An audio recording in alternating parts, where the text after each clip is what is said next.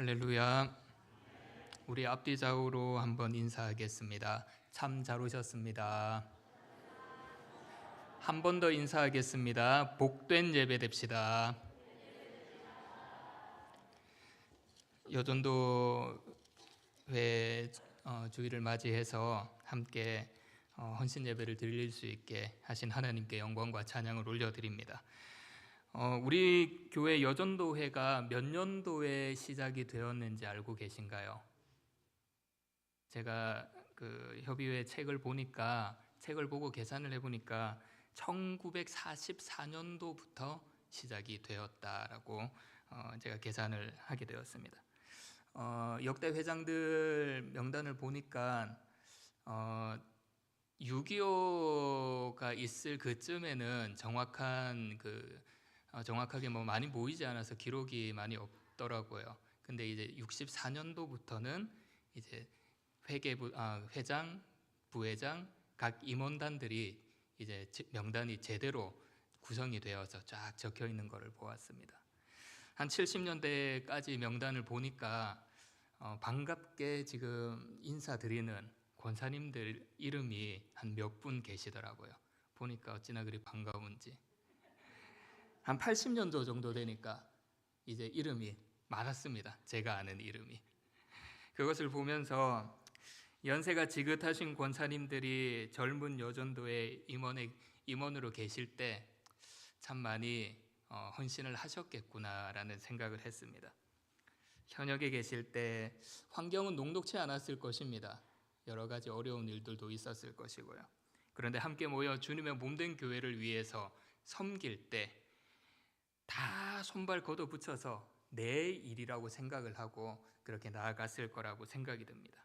이리저리 뛰기도 하시고 교회를 위해서 봉사할 때 좋은 의견을 가지고 하다가 다툼이 있었을 때도 있었을 것이고 그러다가 또 서로 은혜를 받아서 함께 웃으면서 모든 것들을 감당하셨을 것이고 아마 미운 점 고운 점 다 드셨을 것이에요. 사진을 한번 보겠는데요. 교회 홈페이지 보면서 좀 찾아봤습니다. 여전도 회원님들이 어떻게 이제 사역을 하셨을까 좀 고민을 하면서 생각을 하면서 사진을 봤는데요. 이 사진 혹시 기억나시는 분 계신가요? 1968년도 사진이래요. 당시 구역장님들 사진인데요. 이 사진을 제가 보면서 여기 이쪽 밑에 계신 구역장님 보이신가요? 선글라스를 쓰고 계시죠? 선교사님께 선물을 받으셨는지 선글라스를 쓰고 계셔서 참으로 좋아 보였습니다. 그 다음 사진 보겠습니다. 그 다음 사진 70년대에 교회 김장을 하는 사진이었습니다. 추운 날에 모여가지고 얼마나 손이 시려웠겠어요. 자, 다음 사진 보겠습니다. 자, 이것도 70년대 윷놀이 대회 할 때였습니다. 윷놀이 대회. 이 윷놀이 대회가 지금까지 하고 있습니다. 우리가. 자, 곧 있으면 윷놀이 대회가 있으니까 기대하시기를 바라겠습니다. 자, 다음 사진 보겠습니다. 80년대라고 합니다. 아마 제가 명칭은 정확하게 모르겠는데 아마 다들 기억하실 거예요. 아마 이웃을 초청했던 그런 주일이었던 것 같습니다. 노란 치마요? 자, 다음 사진 보겠습니다. 자, 90년대에 동부대행진을 했던 사진입니다.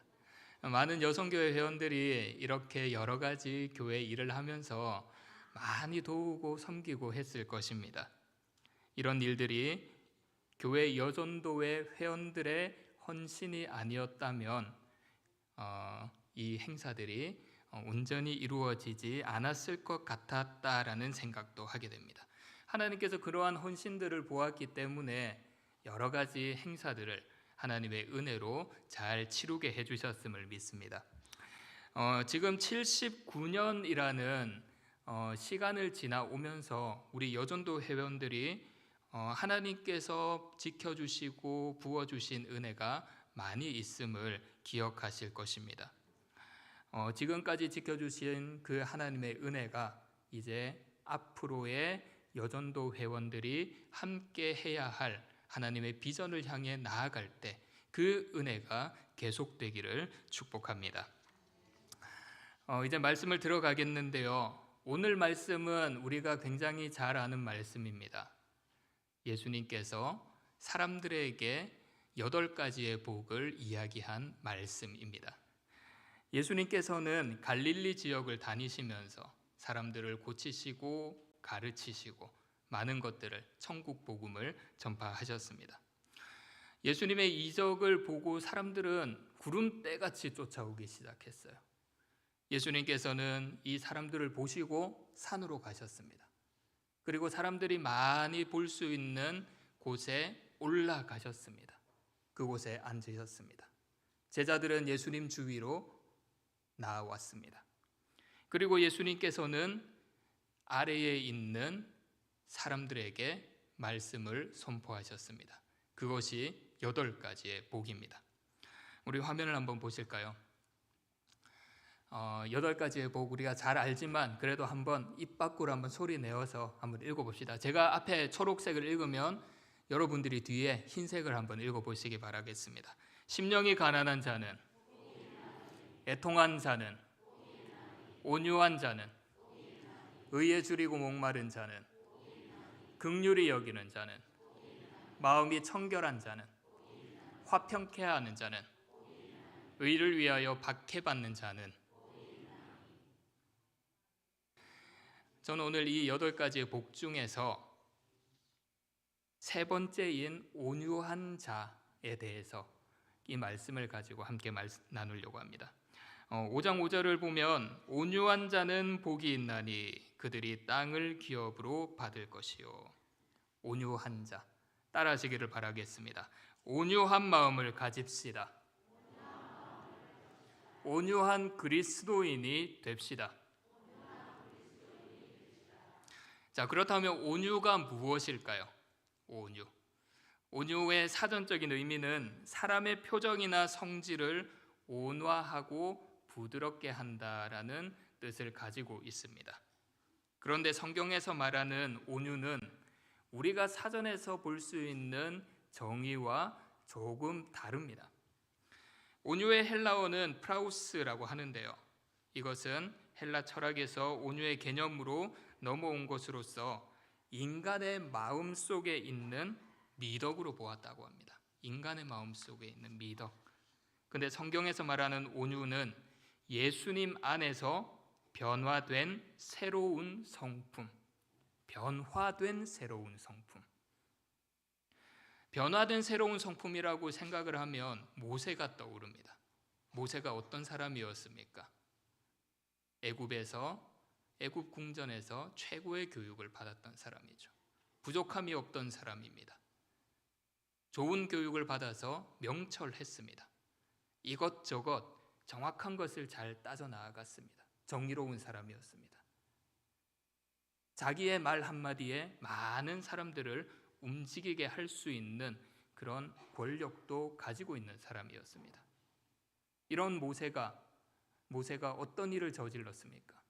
자기가 히브리인인 줄 알고 자기 민족을 괴롭히는 이스라엘 사람들을 죽여버렸습니다. 그리고 결국에는 광야로 도망을 가버리죠. 모세는 혈기왕성한 사람이었습니다.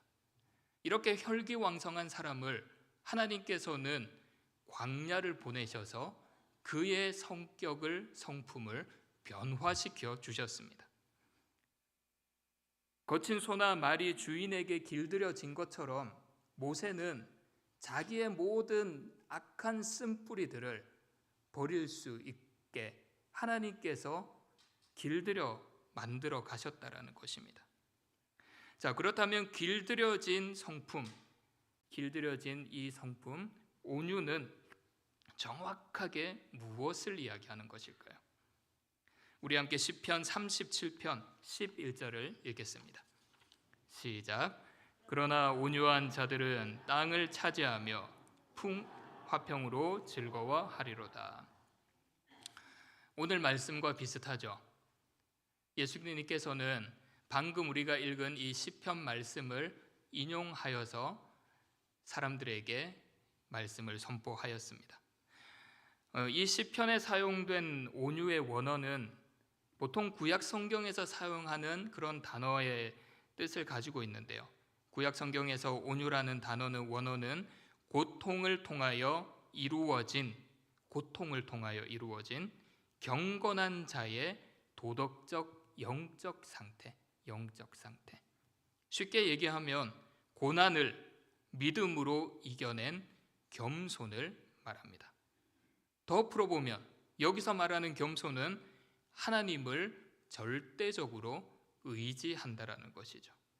그래서 성경에서 말하는 온유의 의미는 외부로부터 오는 억압과 고난을 보면서 거칠게 반발하거나 인간의 힘으로 해결하기 위해서 막 애를 쓰는 것이 아니라 상대방에 대한 미움과 복수심에서 벗어나서 그 모든 상황들을 하나님께서 인도해 주시고 도와주실 것이다 라는 믿음으로 맡겨버리는 것이라는 것. 하나님께 맡겨버리는 것. 하나님의 일하심을 기다린다라는 것이죠. 우리는 온유한 자를 외형적으로 소극적이고 무기력한 사람으로 볼 수가 있습니다. 그런데 성경에서 말하는 이 온유한 사람은 그렇지 않습니다. 내면적으로 하나님을 향한 굳은 믿음이 있는 사람입니다. 만왕의 왕이신 하나님에 대한 굳은 신뢰가 있는 사람입니다. 소망을 가진 사람입니다. 하나님께서 선한 길로 인도하실 것이다라는 믿음이 확고한 사람입니다. 그러니 이 온유한 사람은 우리가 겉으로 보기에는 그냥 연약한 사람처럼 보일지 모르지만 그 마음속에 하나님을 향한 확고한 믿음이 있기 때문에 어떠한 일이 일어나도 흔들리지 않는다라는 것입니다. 하나님을 향한 믿음, 하나님께서 이 모든 것들을 인도해 주시고 해결해 주시고 하나님께서 모든 것들을 붙잡아 주실 것이다라는 그 믿음 하나 때문에 나를 괴롭히고 나의 마음을 아프게 하고 나를 힘들게 하는 일이 일어나도 하나님을 향한 믿음으로 전혀 흔들리지 않는다라고 하는 것이죠. 그래서 그러한 하나님께 모든 것들을 맡겨버립니다. 온유한 사람은 하나님께 맡겨버리고 모든 상황들을 그냥 받아들입니다. 그 상황이 나에게 유익하든 나에게 유익하지 않든 하나님께 맡겨드리고 그냥 받아들입니다. 하나님께서 인도하실 것이다라는 믿음 때문이죠. 상대방의 언어의 실수, 상대방의 행위의 실수조차도 그냥 받아들입니다. 왜냐하면 하나님께서 모든 것을 아시기 때문에 그냥 받아들인다라는 것이죠. 시인 중에 고은이라고 하는 사람이 있다고 합니다. 고은이라는 사람이 지었던 시 중에 하류라는 시가 있다고 하는데요. 이 시의 제일 마지막 부분을 보면 이런 말이 있습니다. 하류와 하류 이후는 어쩔 수 없이 위대합니다.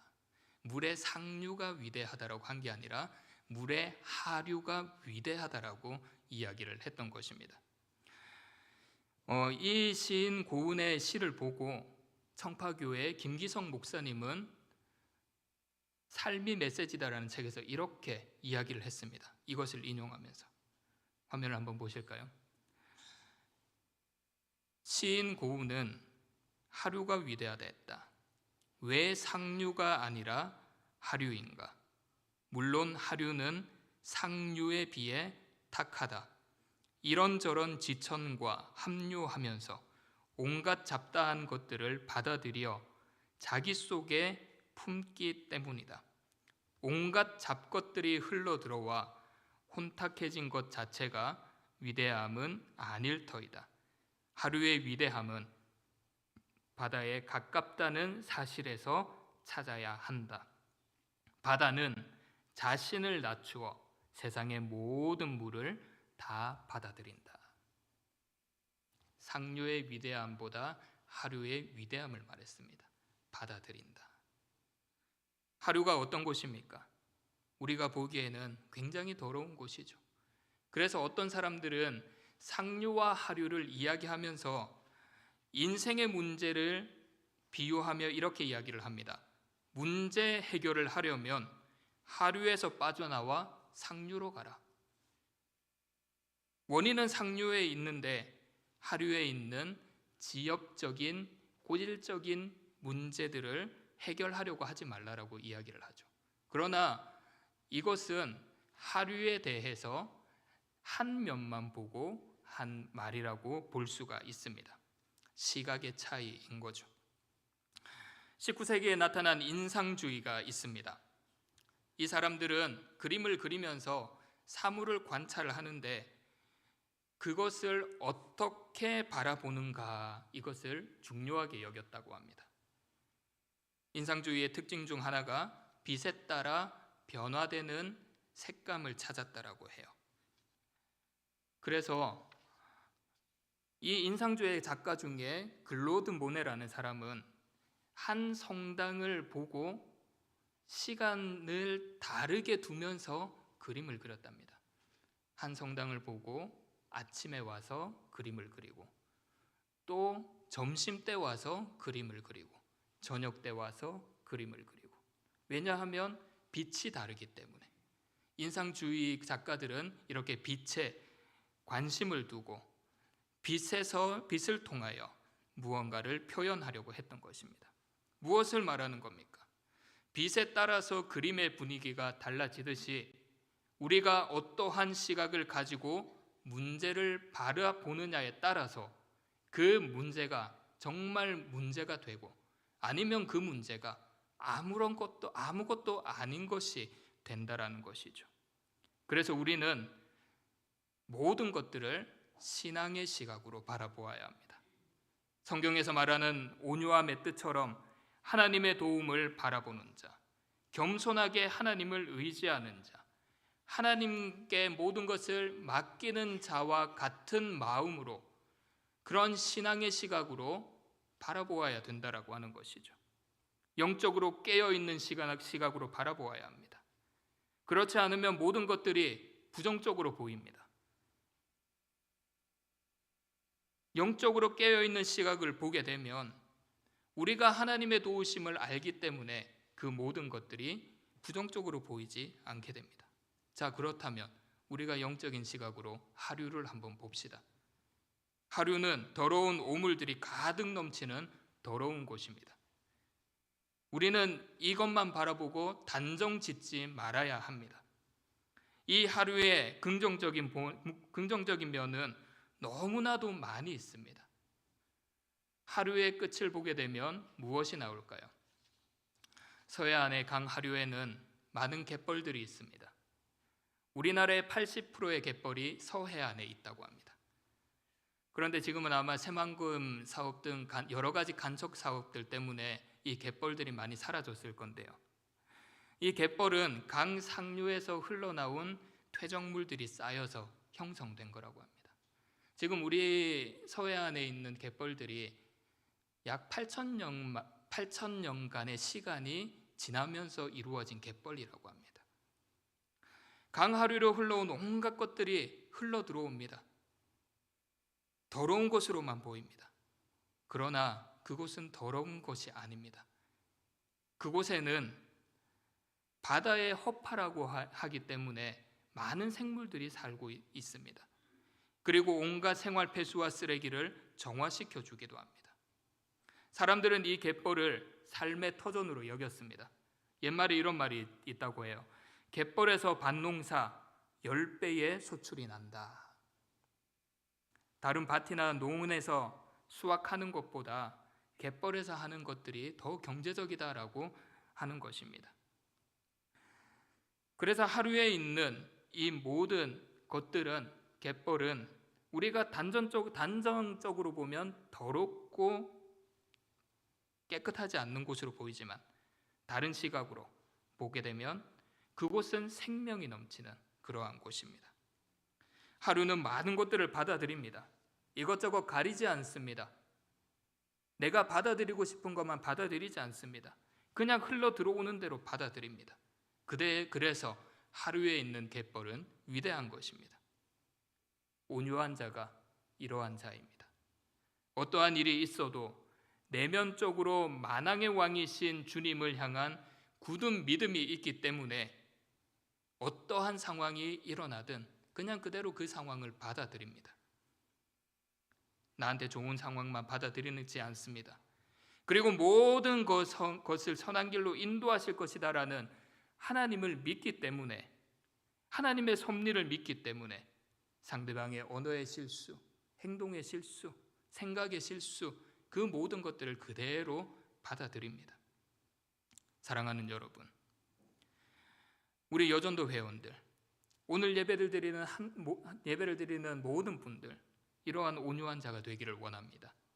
믿음을 가지고 의지하는 온유한 자가 되어서 상황을 인정하고 받아들이시기를 바랍니다. 소망을 가지고 모든 것을 맡기는 온유한 자가 되어서 동역자의 말의 실수, 동역자의 생각의 실수, 모든 것들을 받아들이시기를 바랍니다. 하나님께서 모든 것들을 아시고 책임지고 인도하실 것입니다. 그런데 우리가 아무리 이러한 결단을 해도 쉽지 않죠. 우리가 힘들어하고 어려운 일들이 생기면 마음이 어떻습니까? 괴롭습니다. 분명히 살아계신 하나님, 전능하신 하나님, 능력의 하나님이 인도하실 것이다라는 믿음은 있지만 그것을 맡기는 것이 힘들죠. 온유한 자가 되는 것이 힘듭니다. 그래서 우리는 하나님의 능력, 하나님의 은혜로 살아갈 수밖에 없는 존재입니다. 바다의 허파라고 하는 이 갯벌, 여기는 지구에 존재하는 생물의 약 20%가 살고 있다고 합니다. 그런데 여기에 바닷물이 들어오지 않으면 어떻게 될까요? 이 갯벌에 바닷물이 들어오지 않으면 한 2007년쯤에 아내하고 같이 부안에 한번 갔다가 온 적이 있습니다. 저는 아무것도 모르고 갔었는데 그 새만금 사업 때문에 이제 갯벌이 죽어간다라는 이야기만 듣고 따라갔습니다. 따라갔는데 거기서 보니까 갯벌을 살리기 위해 활동하시는 분들의 이야기도 듣고, 그리고 그분들이 직접 저희들을 이제 죽어가는 갯벌로 데리고 가서 그 현장을 보여주었을 때 참 마음이 아프더라고요. 바닷물이 더 이상 들어오지 않으니까 그냥 딱딱하게 굳어버렸습니다. 먼지가 휘날리는 그러한 메마른 땅이 돼버렸습니다. 바닷물이 더 들어오지 않으니까 말라 죽어버린 조개 껍데기가 널려버렸습니다. 사실 이 사업으로 인해서 갯벌만 죽은 것이 아닙니다. 사람들도 다 죽어버렸습니다. 사람들과의 관계, 이 사업을 해야 된다, 이 사업을 하지 말아야 된다, 충돌이 있어서 떠나는 사람이 있고 마을이 죽어버렸습니다. 바다의 허파라고 불리는 갯벌에 생명이 넘치려면 바닷물이 들어와야 됩니다. 그러면 갯벌다워집니다. 갯벌다워지면 사람들이 몰려듭니다. 그러면 마을이 됩니다. 사랑하는 여러분, 바닷물이 흘러가지 않는 갯벌이 메마른 땅이 되듯이 하나님의 은혜를 의지 않는 그리스도인은 마음이 바싹 메말라 버리는 신앙인이 됩니다. 그래서 우리는 하나님의 은혜를 갈급해하는 온유한 자가 되어야 됩니다. 하나님의 은혜를, 하나님의 도우심을 기대하는 온유한 자, 구원을 바라보는 온유한 자가 되어야 합니다. 요즘 이런 이야기를 많이 듣고 있습니다. 사람들이 과도한 스트레스로 정신적인 어려움을 많이 겪는다라는 이야기입니다. 감당이 안 되는 거예요. 직장에 가서, 아니면 자기가 하는 일터에 가서, 자기가 하는 그런 가게에 가서 무언가 해보려고 하는데 잘 되지 않고, 직장에 가서는 일이 안 풀리고 상사의 그런 말들 때문에 마음이 상하고 존재감 자체가 낮아지고, 그러다 보니까 심하게는 우울증에 빠지게 됩니다. 가슴이 답답해지고 호흡하는 것이 힘듭니다. 그래서 쓰러져서 힘들어한다고 하는 사람들이 굉장히 많이 있습니다. 이것은 나이가 많고 적고 떠나서 누구에게든지 찾아오는 일들입니다. 굉장히 괴롭습니다. 우리가 어떻게 해야 됩니까? 이러한 상황. 우리 가족들이 이러한 일을 당했을 때 어떻게 해야 됩니까? 인간의 말로 아무리 위로를 해도, 아무리 격려를 해도 일어나지 못합니다. 우리가 할 수 있는 것은 없습니다. 그러나 우리가 할 수 있는 것은 하나님의 도움을 바라보며 하나님께 기도하는 것입니다. 하나님의 도움을 바라보는 온유한 자가 되어서 주님께 간절히 간구하는 것입니다. 사도 바울도 굉장히 불안해했던 사람입니다. 수요 성경 공부 시간에 한번 이야기를 드렸는데요. 사도 바울이 2차 전도 여행을 하면서 고린도에 도착을 했을 때, 고린도에 도착한 상황을 생각하며 여러 가지 봤을 때 사도 바울은 마음이 굉장히 무겁고 두려웠다고 이야기를 했습니다. 우리 고린도전서 2장 3절을 보게 되면 이렇게 사도 바울의 심정을 표현하고 있는 것을 볼 수 있는데요. 내가 너희 가운데 거할 때에 약하고 두려워하고 심히 떨었노라. 고린도 안에 왔을 때 그 위대한 사도 바울이 떨었다라고 하는 거예요. 떨었다. 두려웠다라고 하는 것이죠. 무서웠다라고 하는 것입니다. 원래 사도 바울은 이렇게 떠는 사람이 아닙니다. 담대히 선포하는, 담대히 나아가는 사람입니다. 그런데 자기가 지금까지 걸어왔던 삶의 길을 봤을 때 두려움에 떨 수밖에 없었죠. 2차 전도 여행을 떠날 때 원래 목표는 소아시아로 가는 것입니다. 하나님의 영이 막아버리죠. 그래서 마게도냐로 건너갑니다. 빌립보에서 무슨 일을 당합니까? 매를 맞죠. 그리고 감옥에 갇힙니다. 그리고 데살로니가에 와서 하나님의 말씀을 선포했습니다. 거기서 유대인들이 선동을 해서 불량배들을 사들여서 바울을 죽이려고 합니다. 그래서 베레아로 도망갔죠. 베레아로 갔는데 데살로니가에 있던 그 유대인들이 쫓아왔습니다. 위협을 합니다. 또 도망을 갔습니다. 아테네로 도망갔습니다. 그곳에 가니 하나님을 섬겨야 될 그 모든 사람들이 하나님을 섬기지 않고 우상들을 섬기는 그 모습을 보았습니다. 가슴이 완전 내려앉았을 것입니다. 아테네에 실패한 기억, 지금까지 하나님의 뜻대로 왔던 그 인생의 모든 것들을 보았을 때 아픔이 있었던 그 기억을 가지고 고린도에 도착을 했습니다. 고린도가 어떠한 도시입니까? 영적으로 타락한 곳입니다. 그러니 자기도 어떻게 해야 될지 몰랐을 것입니다. 굉장히 두려움에 빠져 있을 수밖에 없었죠. 이때 하나님의 위로가 있었습니다. 하나님의 은혜가 있었습니다. 하나님의 도우심이 있었습니다. 베레아에서 헤어졌던 실라와 디모데를 만나게 해주셨던 겁니다. 그래서 바울이 힘을 얻었다라고 하죠.